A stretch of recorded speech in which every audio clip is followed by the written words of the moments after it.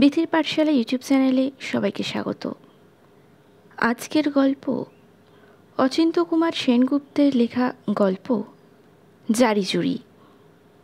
তবে আজকের গল্প শুরু করার আগে বিথির পাঠশালা চ্যানেলে যারা নতুন তারা চ্যানেলটিকে অবশ্যই সাবস্ক্রাইব করে ভিডিওগুলিকে লাইক করে দেবেন, ভালো লাগলে বন্ধুদের সঙ্গে শেয়ার করবেন।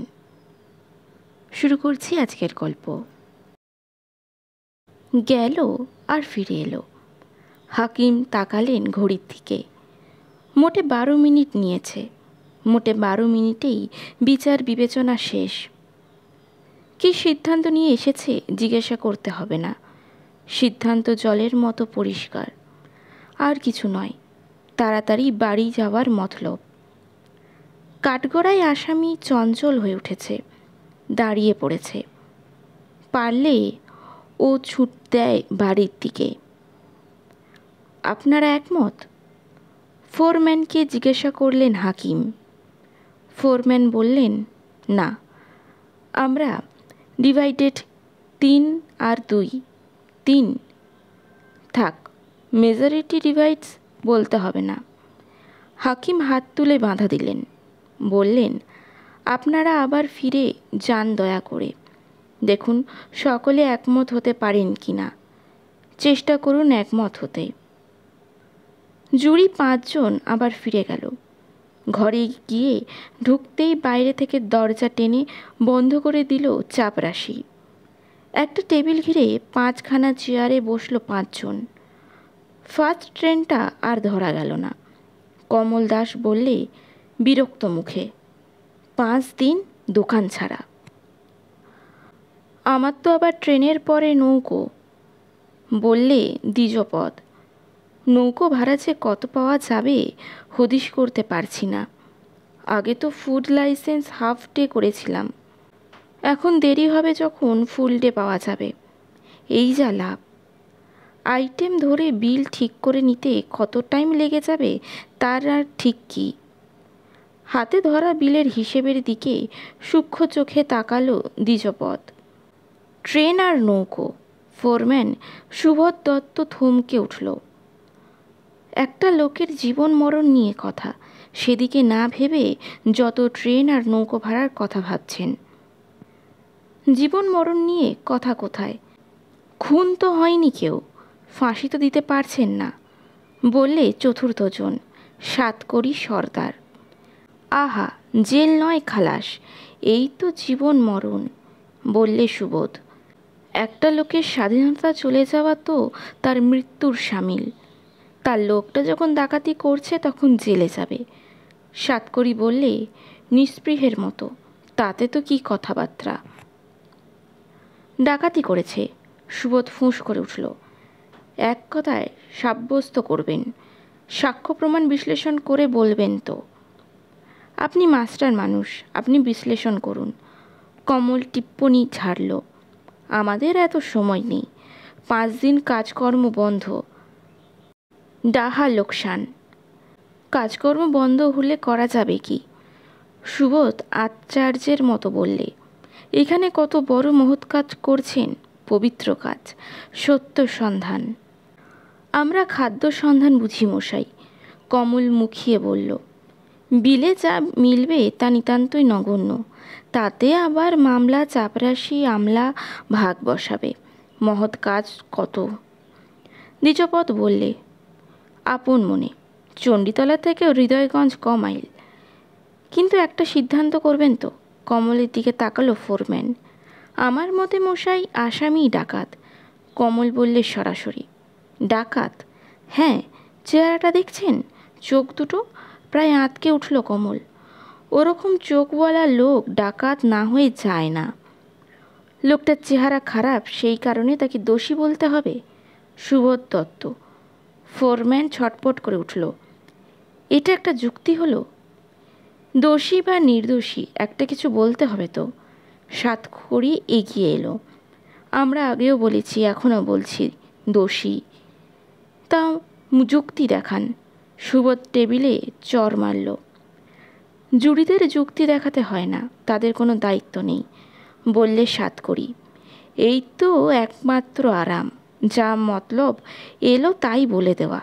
এখন আপনার মতলবে কি আসছে? বলছি তো দোষী। কেন, মতলবটা এরকম হলো কেন? সুবোধ মাস্টারের মতোই প্রশ্ন করলে। মশাই, আমি নোটিশ পাওয়া জুরি নই বললে সাত করি। কোর্টের বারান্দায় ঘুরছিলাম, জুরি শট দেখে পেশকার ছুটে এসে আমাকে ধরলে, সামিল করে নিলে। কি জুলুম বলুন তো! আপনি রাজি হলেন কেন? রাজি হলাম কেন? সত্যি কথা বলতে রাজি হলুম সাত করি গলা নামালো। লোকটার পক্ষে কিছু তদবির হবে এই আশায়। তাই 5 দিন এখানে ঘোরাফেরা করছি, তাকাচ্ছি ইতিউতি। তা মশাই, তদবিরের নামগন্ধ নেই। তাই বলে লোকটা দোষী হবে? সুবোধ অসহিষ্ণুর ভাব করল। কি বলে হবে জানি না, আমার মতটা লিখে নিন, দোষী। আমারও সেই মত। নড়ে চড়ে উঠল কমল দাস। 5 দিন দোকান বন্ধ। আপনি কি বলেন? জীবন লস্কর এতক্ষণ চুপচাপ ছিল, তার দিকে তাকালো সুবোধ। জীবন হাই তুলল, বললে, মশাই, আমি কিচ্ছু শুনিনি। শোনেননি তো কি হয়েছে? ঘুমিয়েছি, স্রেফ ঘুমিয়েছি। তা একটা মত তো দেবেন। কেসটা তাহলে শুনুন, বলছি ছোট করে, দেখুন ভেবেচিন্তে। রক্ষে করুন, বাকি ঘুমটুকু মাটি করে দেবেন না। আবার হাই তুলল জীবন। জীবনে আর কোনো শান্তি নেই, শুধু এইটুকুই ঘুমটাই যা আছে। তাহলে আপনাদের মত কি? ঝাঁঝিয়ে উঠল সুবোধ দত্ত। আপনি যা বলবেন তাতেই আমার ডিটো। আমি যদি বলি নির্দোষ, তাহলে আমিও তাই। কি মুশকিল! ইউনেনিসমাস হতে হবে যে। পরের ট্রেনটাও গেল। কমল উত্তেজিত হয়ে বললে, ইউনেনিমাস হতে হবে তো লটারি করুন। লটারি? সে আবার কি? ডিসকাস করে দেখুন না ব্যাপারটা কোথায় দাঁড়ায়। সুবোধ মিনতির সুরে আনল। হ্যাঁ, দেখুন না। বিলের হিসেবের থেকে মুখ তুলল দ্বিজপদ। 5 জন ডাকাতি করল, চালান হলো 1 জন। শুধু এই আসামি মাখনলাল। এর কখনো মানে হয়? আর বাকি 4 জন কোথায়? হ্যাঁ, এটা একটা চিন্তার কথা, সায় দিল সুবোধ। আপনি চিন্তা করুন। ঝলসে উঠল কমল দাস। আর বাকি 4 জন এখানে ওখানে পালিয়েছে, ধরা পড়েনি। 1 জন পড়েছে, তাই তাকেই ডেকে এনেছে। শহরে কোঠা বাড়িতে থাকেন কি না, আমাদের মতো তো গ্রামাঞ্চলের বাসিন্দে নন। সুবোধের প্রতি কটাক্ষ করল কমল। চোর ডাকাতের যন্ত্রণা আপনি কি বুঝবেন? 1 জন ধরা পড়েছে, তার সই সেই 1 জনকেই ঢুকতে হবে। কিন্তু ওই যে ডাকাত, তার কি প্রমাণ? সুবোধ তাকালো কমলের দিকে। চোখ বড় করবেন না। একটা লোকের চোখ দুটো জলজল করে ড্যাব ড্যাবে, তার জন্যই সে ডাকাত বলে সাব্যস্ত হবে, এ অমানুষের যুক্তি। আপনি অমানুষ। কমল প্রায় আস্তিন গুটল। আমরা আপনার ছাত্র নই, বলছি দোষী, ব্যাস এই যথেষ্ট। 5 দিন মশাই আমার দোকান বন্ধ, তার উপর দেখুন ফার্স্ট ট্রেনটা ধরতে দিল না। তাছাড়া একদিন একটু তদবিরের ব্যবস্থা করল না। দীর্ঘশ্বাস ফেলল সাতকড়ি। এদিকে উকিল তো লাগিয়েইছে দেখছি, খুব লম্বা চওড়া হাঁকিয়েছে, কিন্তু ওর মুহুরি নেই। মুহুরি নেই, তহরি নেই, খালাসও নাই। নিশ্চয়ই দোষী, 100 বার দোষী। আহা, হাত যুক্তির কথা বলুন না, জীবন বলে উঠল। আপনি তো মশাই ঘুমাইয়েছিলেন। ঘুমই তো আসল যুক্তি, হাসল জীবন। কিন্তু এখন তো আর আপনি ঘুমিয়ে নেই, এখন মাথাটা লাগান না। শুনুন। সুবোধ উসখুস করে উঠল। তারপর আগে দেখুন না চণ্ডীতলা থেকে হৃদয়গঞ্জে ভাড়াটা কত হতে পারে। দ্বিজপদ তাকালো জীবনের দিকে। জীবন বললে, দাঁড়ান, আগে স্থলপথ ধরি, পরে জলপথ। হ্যাঁ। সুবোধকে লক্ষ্য করলে। বলুন ব্যাপারটা কি হলো? হ্যাঁ, আগে দেখুন ডাকাতিটি হয়েছে কি না। সুবোধ উৎসাহিত হলো। ডাকাতি যদি প্রমাণ না হয় তাহলে তো মুলিয়ে গেল।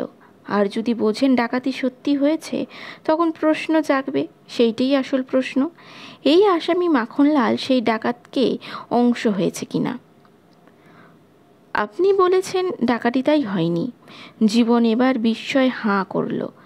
আহা, আমার একার বলায় কি এসে যায়, আপনারা সকলে বলুন। না না, ডাকাতি হয়েছে বই কি, বললে দ্বিজপদ। ডাকাতি না হলে আমরা এলাম কেন? ডাকাতি না হলে তো নৌকো ভাড়া কিছুই হয় না। বেশ, হলো ডাকাতি, কিন্তু এখন আসামি যে ডাকাত তার প্রমাণ কি? সুবোধ মাস্টারের ভাব করল। সে তো আর হাতে নাতে ধরা পড়েনি। তাকে চিনেছে? গর্জন করে উঠল কমল। তাকে বাড়ির গিন্নি চিনেছে? হ্যাঁ, সেইটেই দেখুন। হাতের পেন্সিলটা শূন্যে ওড়াতে লাগলো সুবোধ। কিসে চিনেছে? না, লণ্ঠনের আলোতে। এক সাক্ষী বলেছে লণ্ঠন জ্বালিয়ে রেখে ঘুমোচ্ছিল, আরেকজন বলেছে লণ্ঠন নেবানো ছিল। ডাকাতেরা এসে জ্বালিয়েছে। ডাকাতরা লণ্ঠন জ্বালাবে কিনা সেইটা বিবেচনা করুন। অতএব চেনাটা বিশ্বাসযোগ্য কিনা। কেন, ডাকাতদের কারোর কারোর হাতে টর্চ ছিল। তোরপে উঠল সাতকড়ি। সেই টর্চটা কি ডাকাতেরা পরস্পরের মুখের উপর ফেলবে যাতে ওদের চিনে নিতে সুবিধে হয়? বিরক্ত হলো সুবোধ। তাছাড়া বাড়ির লোকেরা সাক্ষ্য দিয়েছে ডাকাতের মুখ রং মাখা ছিল। রাঙা মুখে মুখ চেনা যায়?